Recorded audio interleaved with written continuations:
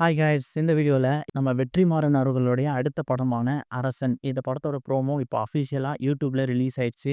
இந்த ப்ரோமோவில் என்னென்னலாம் சொல்லியிருக்காங்க அண்ட் இந்த ப்ரோமோ எப்படி இருக்குது அப்படின்றதெல்லாம் இந்த வீடியோவில் பார்க்க போகிறோம். அதுக்கெல்லாம் முன்னாடி இந்த மாதிரி கோலிவுட்டில் வர லேட்டஸ்ட்டான அப்டேட்ஸை பற்றி தெரிஞ்சுக்க இந்த வீடியோக்கு ஒரு லைக்கை போட்டு நம்ம சேனலை சப்ஸ்கிரைப் பண்ணி வச்சுக்கோங்க. வாங்க இப்போ இந்த வீடியோ ஸ்டார்ட் பண்ணலாம். இந்த அரசன் படம் வந்து ஆல்ரெடி சொல்லிட்டாங்க, வடசென்னை யூனிவர்ஸ்குள்ளே வரக்கூடிய ஒரு படமாக தான் இருக்க போகுது. இந்த படத்தில் நம்ம சிலம்பரசன் அவர்கள் தான் நடிக்கிறாங்க. அனிருத்தா மியூசிக் போட்டிருக்காரு. இதுக்கு முன்னாடி நம்ம வெற்றிமாறன் படங்கள் எல்லாத்துக்குமே சந்தோஷ் நாராயணன் தான் போட்டிருப்பாரு வடசென்னைக்கு. பட் இந்த படத்துல மட்டும் டிஃபரண்டான ஒரு காம்போவா இத வந்து செட் பண்ணியிருக்காங்க. எப்படி இருக்கு அப்படின்றத இந்த ப்ரோமோலயே பார்த்தாலே தெரிஞ்சிருக்கும். நல்லாவே ஒர்க் அவுட் ஆயிருக்குன்னு தான் சொல்லணும். இந்த ப்ரோமோல என்னென்ன சொல்லியிருக்காங்கன்னு சொல்லி இப்போ ஃபர்ஸ்ட் பார்த்துடலாம். ஃபர்ஸ்ட் ஸ்டார்ட்டிங்லயே நம்ம சிம்பு வந்து ஒரு டைரக்டர் கிட்ட பேசிட்டு இருக்காரு. அந்த டைரக்டர் வந்து நம்ம நெல்சன் தான். அவர்கிட்ட நான் இப்போ சொல்லப் போற கதை எல்லாமே உண்மையான கதை தான். இத நீங்க அப்படியே படமா எடுத்தீங்க அப்படின்னா நமக்கு தான் பிரச்சனை.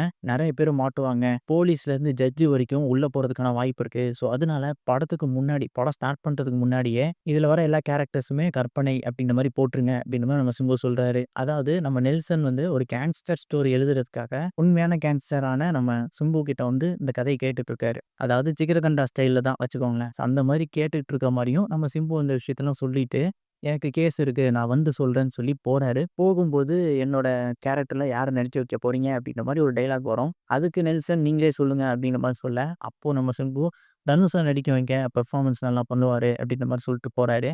இந்த விஷயங்கள்லாம் பார்க்கும்போது இந்த ப்ரோமோக்காக தான் இந்த சீன பண்ணியிருக்காங்கன்னு தான் தோணுது. இந்த இடத்துல நம்ம நெல்சன் சார் இருக்கிற இடத்துல வெற்றிமாறன் அவர்கள வச்சு பாருங்க.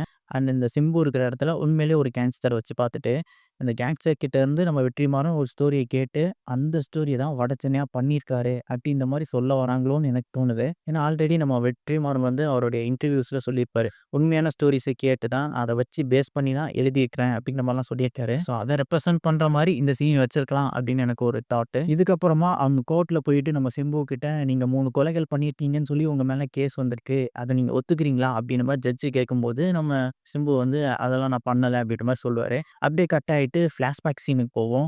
அங்க பார்த்தீங்கன்னா, நல்லா கிளீன் ஷேவோட ஃபங்க் வச்சுட்டு அப்படியே அன்பு கேரக்டர் எப்படி இருப்போமோ, அதே மாதிரியே நம்ம அரசன் கேரக்டர்ல நம்ம சிம்பு வந்து அப்படியே நடந்து வராரு. கையில கத்தி வச்சுட்டு. அந்த இடத்துல வந்து அவர் ஏதோ கொலை பண்ணிட்டு வந்திருக்காரு. அவர தொரத்திக்கிட்டு அவர கொலை பண்றதுக்காக அங்க சில ஆட்கள் வராங்க. ஸோ அப்படியே அவர் நிக்கும்போது தான் அந்த பிஜிஎம்லாம் போகும். அந்த பிஜிஎம்லாம் தரமா இருந்ததுன்னே சொல்லலாம். நம்ம அனிருத் இதுக்கு முன்னாடி வந்து பயங்கரமான பிஜிஎம்ஸ்லாம் போட்டிருக்காரு. பட் இந்த மாதிரி ஒரு கிரவுண்டடான பிஜிஎம்ஸ் போட முடியுமான்னு யோசிச்சுக்கிட்டு இருக்கும்போது தான் பக்காவா அத போட்டிருக்காரு. அதாவது சந்தோஷ் நாராயணன் தான் இந்த மாரி ஸ்டைல்ல போடுவாரு. அவருடைய ஸ்டைல்ல அனிருத் வந்து சூப்பராவே பண்ணியிருக்காருன்னே சொல்லலாம். Untold story from the world of Vadachennai அப்படின்னு சொல்லி இந்த ப்ரோமோவ முடிக்கிறாங்க. அப்படியே இந்த படத்தோட டைட்டில் கார்டு அரசன் சொல்லி போடுறாங்க. ஸோ இதோட இந்த ப்ரோமோ முடியுது. இந்த ப்ரோமோல இதாங்க இவ்வளோதான் விஷயங்கள் வந்து காமிச்சிருக்காங்க. மொத்தமா 2 தியரி இருக்கு.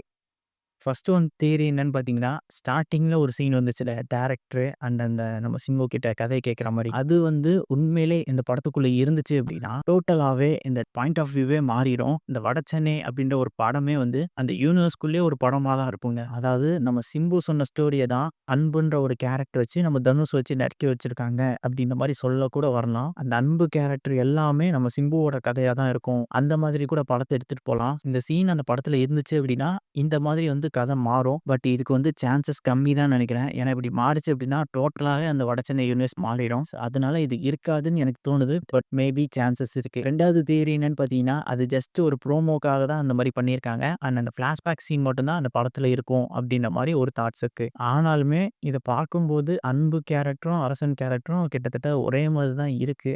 மேபி அந்த லுக்ஸ்ல அப்படி இருக்கலாம். அவங்க கேரக்டர் எப்படி அது எல்லாமே வந்து நம்ம டீசர் பார்க்கும்போதும், அடுத்தடுத்த அப்டேட்ஸ் வரும்போது தான் தெரிஞ்சுக்க முடியும். கண்டிப்பா இந்த படம் வேற லெவல்ல இருக்க போகுது. இந்த படம் வந்த பிறகு வடசென்னை 2ல கண்டிப்பா தனுஷ் அண்ட் சிம்பு காம்போ வந்து ஃபேன்ஸ் எதிர்பார்ப்பாங்க.